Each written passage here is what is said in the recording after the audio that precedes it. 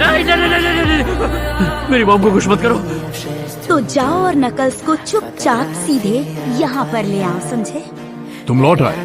तुम्हारे डैड के साथ रीयूनियन कैसा था?